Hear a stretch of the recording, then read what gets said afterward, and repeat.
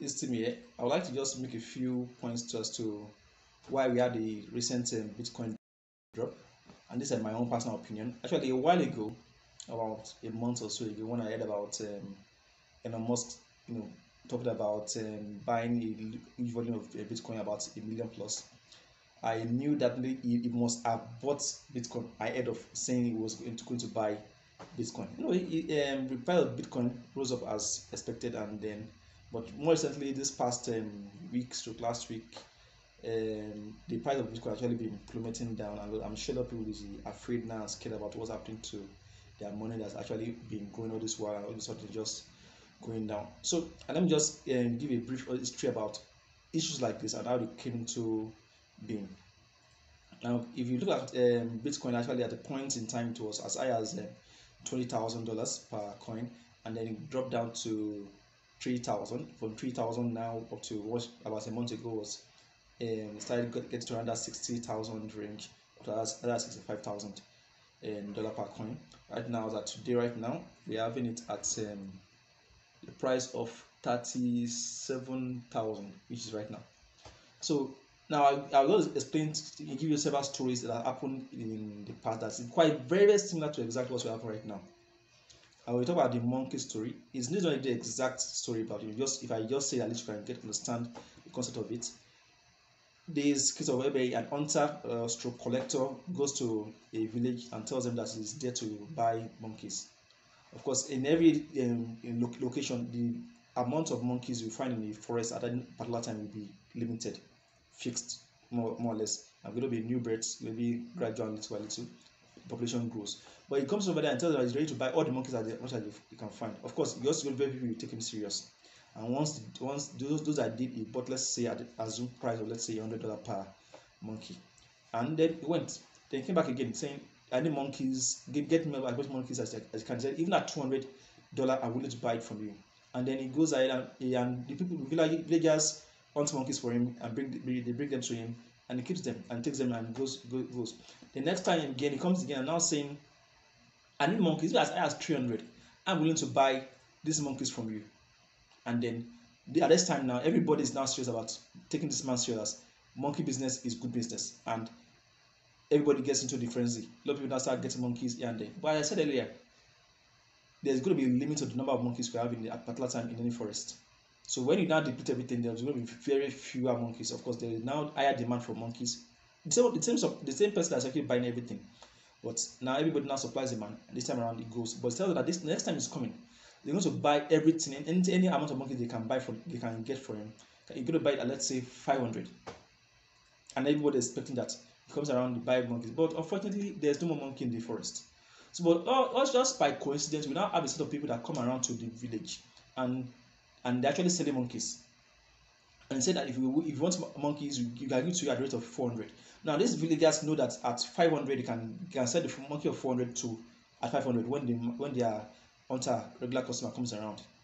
But they buy everything and now they're waiting for the hunter. But unfortunately, there is no hunter coming around.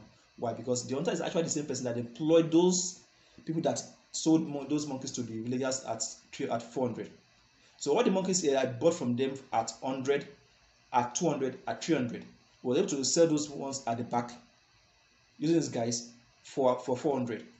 And at the end of the day, what will happen? The monkey will actually have come back to the actual real price of a monkey, which is actually 100, because there's just nobody to buy the monkeys.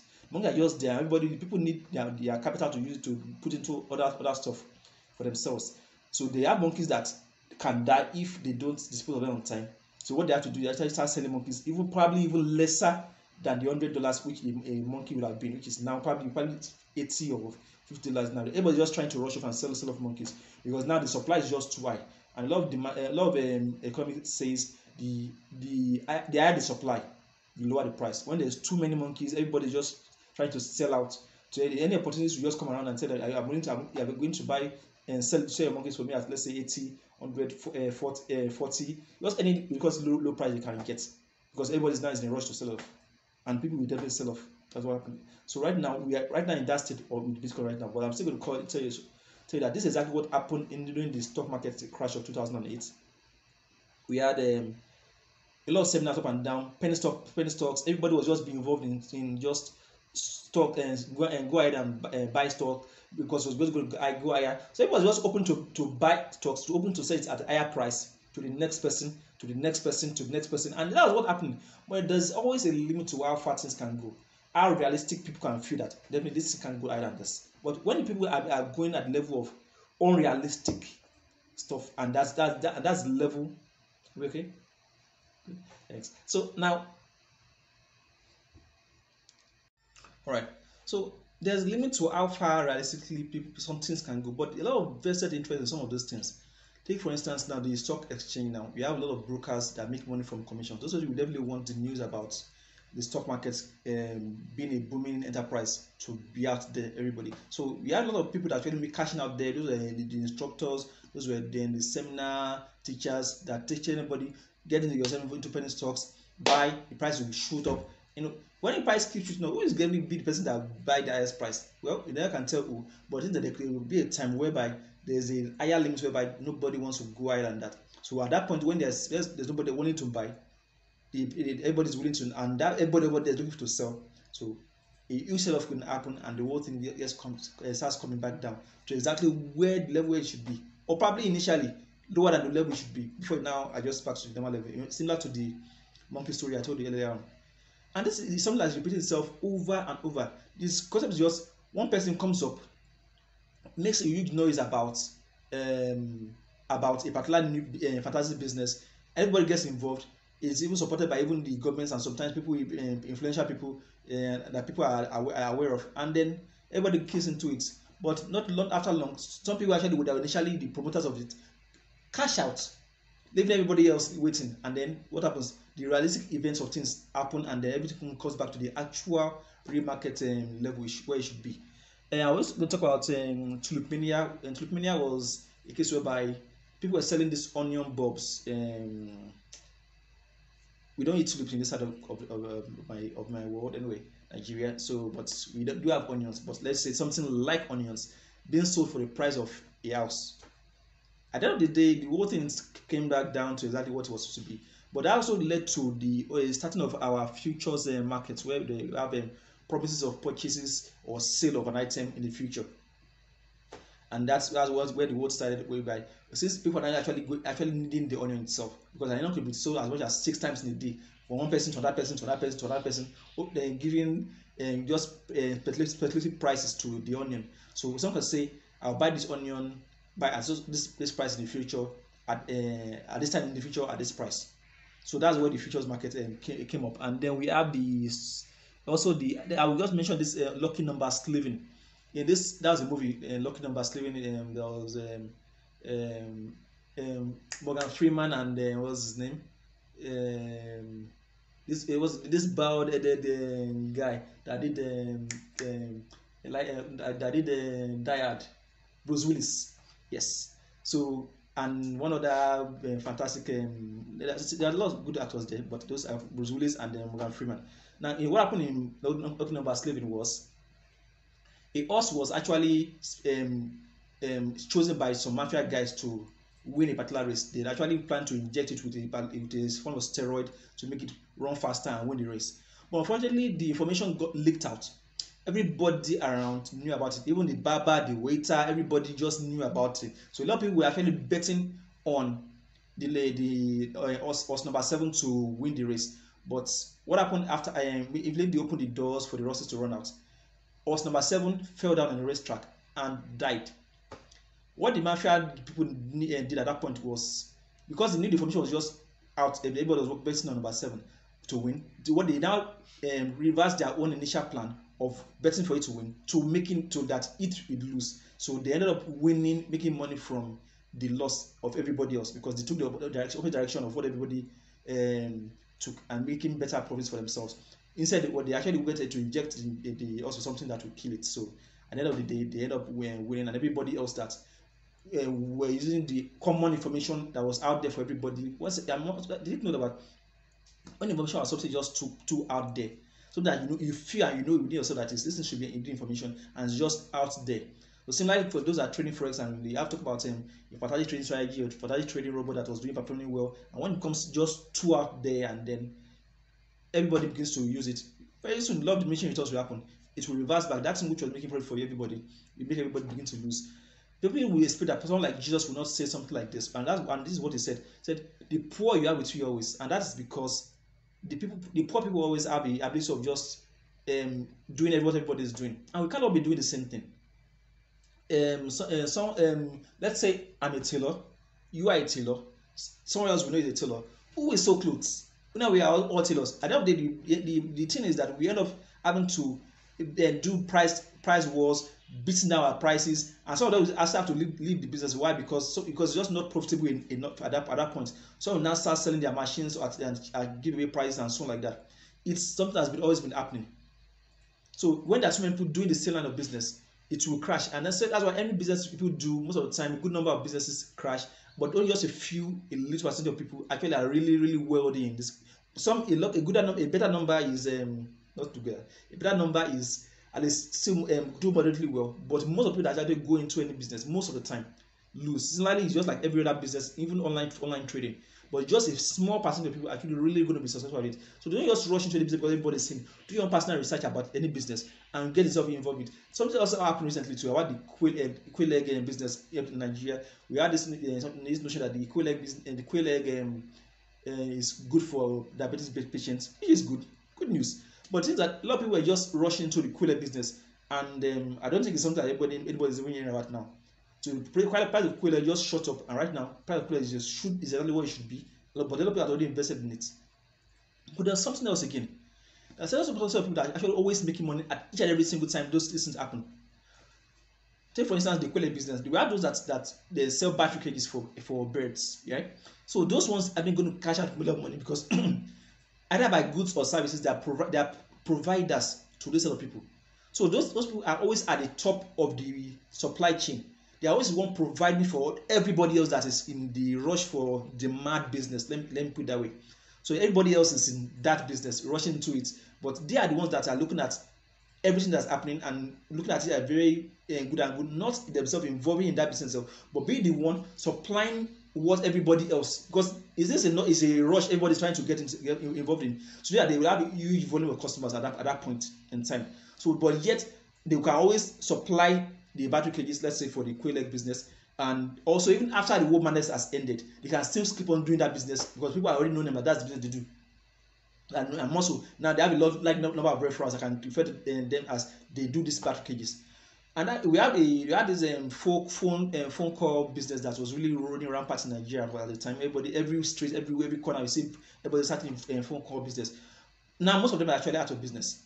But several people that were actually making money there were the carpenters that were making the wooden sheds, or those that were the welders that were making the containers for them, or those that even were selling the umbrellas, those July umbrellas for them, or those that were doing wholesale of cards. So those were actually on the top of it, and it's even better if you are in the service business than even the goods supply business for this. Why? Because with service business, you just need to have a set of equipment, and after that, everything is just about you selling your time and your skill for money, and it pays you a lot more because everything is almost like zero cost after your initial investment, and everything is just fully profit. About, let's say, we are employing staff, but always try to be at the top of that business. So going back to this Bitcoin of it, the economics of things was that there was really nothing backing up Bitcoin. Yes, blockchain was a very good technology. It is a good technology as well. It's good for in terms of transfers and so on, which is still applicable in various other areas. Just like it is, as I mentioned about the issue of being something that actually everything else can rely on. But Bitcoin itself was not a viable. Is currently not a viable because it's not backed up with anything. Our money in the banks and by governments and so on is all backed up with gold. In fact, value in gold, and then if it is equated with something else, and you are given a particular value. But Bitcoin is something that someone can wake up one day and say something about it, and before the price shoots up, or someone says something the next day and the price shoots down. Really nothing to back it up as to the value of something to back it up as. That's why it actually can be at this level. Not just normal demand or supply, just people's emotions, people feeling that it will rise, there's a rose. People feel it fall, then it falls. But the thing is, It's really nothing backing this thing now. So a country like Nigeria would say we don't support it. It tells the citizens, but unfortunately people don't believe governments because let's say government has failed in various things in the past. So what do? They just do the opposite of what government tells them to do. India also is not supporting Bitcoin. China even did it last year most recently, and that's actually what I believe is actually causing the big noise right now of because China tells its financial institutions or the major exchanges tell them don't involve in anything cryptocurrency because a lot of people are going to lose their money. This is a country interested in the welfare of its people. Good, but because now nobody know because these people can't now use these exchanges anymore in buying and selling of Bitcoin and so on. They want to cash out their money from Bitcoin into dollars or yuan or whatever currency that they feel like getting. So what happened at that point? Everybody wants to sell, and that sell-off is what exactly is happening right now. Now, if it was a normal day, a normal market, buyers, sellers. Right now, we have a lot of people in the war from over the 1 billion population of China. Not everybody is owning Bitcoin anyway, but you know that a huge volume of Bitcoin will be owned in that region. Almost everybody there trying to cash out and sell off their Bitcoin. A good number anyway that own BTC want to cash out and sell off their Bitcoin. And what happens at that point? I said it's like the monkey story. Everything will fall back to its normal price.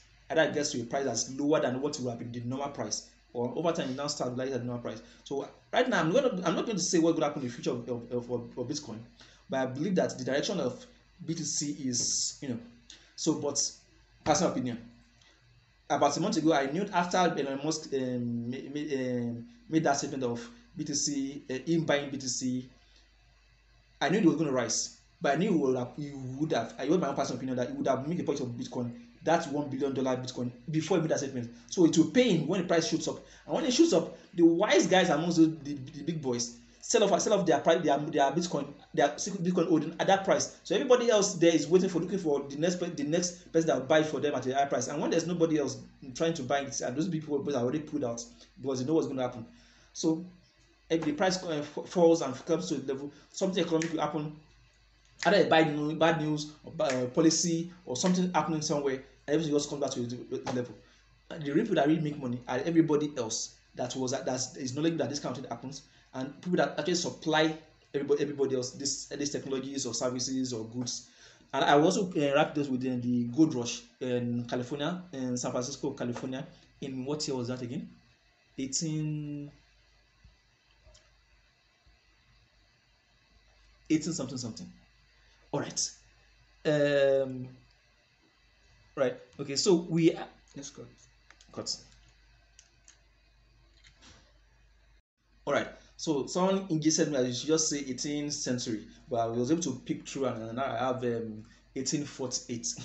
All right. So what happened was someone did a funny stunt by walking on the road, holding inside inside a bottle. He had gold in it, and was shaking. I was saying gold, American gold, and it was true. Actually, I found gold at a particular location.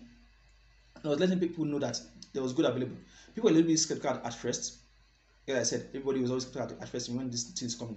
But after a while, when people are starting, when we have a lot of people are interested, going in, bringing that money, bringing that gold in this case. So we had a lot of people that were actually now pulling into the whole thing and trying to make money. But what this guy did, his name is Sam Brennan. It was to buy up all picks and shovels in the town. So if you're going to come around and come and buy gold and mine for gold, you will need these items. And what this guy was doing was to buy it after buying out everything. Now selling to the prospective miners at higher prices. Good. And also make a lot more money also by investing in real estate thereafter. Why? Because you know that with more and more people coming into that town to as prospectors and try to mine and so on, they will need living quarters. Some even would have made plans for long term staying over there to mine large volume of gold. And we have people coming in. So it bought large expanse of land. So people were building structures there, and it was landlord and he started selling land. So he made a lot of money. He made millions there. He was one of them. Another set of people, these two people, we have Thomas Larkin and then Faxon Dean Atherton. So what these guys did they were actually supplying items like clothing, food, even providing transportation for people that were actually interested in to coming to San Francisco to big miners. So for the new mining settlers, they're like the provision store providers. Which ships will come into town. This will buy up the entire cargo of the ship, and they will sell the higher price to the town's settlers. So they're actually cashing out there. They're actually making huge money. Even this Levi Strauss, Levi Strauss, that's actually his name. We've actually seen this Levi jeans. Well, anyway, that's the man anyway, and actually made the money for creating by selling jeans to the miners. So a lot of people made money in terms of millions over there, but not as but these people actually had a bigger plan by providing lots of money for a lot of service for the gold prospectors. Not everybody found gold, but these people made money. So and they weren't even in the gold business. Even they were even skeptical about the gold business, but they knew something else would be underlay. Sometimes that these people will need services, they will need goods, they will need food and so on like that. So not everybody can't bring everything from your various states and bring it down to San Francisco at the time. So you just had to just deal with what you have in the local environment, and they were the one in charge of providing the goods and services. It was just bringing everything out and calling it, taking their own prices. But of course, people were like, anyway, I want to make gold. Any price you call it, they'll buy. Of course, still reasonable, but higher than what they've gotten elsewhere. So these people actually make money. So any business whatsoever you're going to do, make sure you are always trying to be at higher top of the chain. The next time there's going to be a mad rush again, because there always be, because there's going to be every new year, every new day. Someone turns 18, is yet to experience life. He or she is going to experience life, and then all these funny businesses will come up. Some new things will come up. Some people probably even falling for all of these schemes before. Yeah, stock, buying stock and so on. Is good, but it could be turned to a scheme whereby giving it a facade of everybody needs to make money, and that's not the truth. So when the next one comes, make sure you are at the top of the chain, supplying, not being part of the food that they end up losing. As a matter of fact, when you begin to hear a major person, in this case now Sam Brandon was, in this case, was the promoter, going around the street with gold in the bottle, shouting gold. We have what's his name, Elon Musk shouting Bitcoin, and several people there. As long as you see the big guy, the big known guy, publicly known guy, talking about the particular investments, and people are not so generous that way anyway. So just be safe with yourself. So when time you see that big guy coming out and talking about it, get ready to cash out if you were in that business before, because the time will come by that thing which was making people money now begin to create losses for a lot of people. But that loss is gain that the wise guys had gained cashing out on time. So next time you see anything like that, just know that you should when you see that kind of someone coming in, yes, you see an initial spike, it's still going to go higher, and after a while everything comes back to a normal level. So the next time it happens, I hope you'll be well prepared and you won't make the same mistake again. So Bitcoin. So if you wish to learn more lessons about life just from my own knowledge of trading, so I could just subscribe to my channel, and then as more videos come up, you can actually get to learn them. And remember to share, subscribe. Subscribe is normal, right? So, but okay, remember to share, because a lot of people also need to understand this part and business, because you'll be doing them a huge favor. Yes, it's a huge favor. Thank you.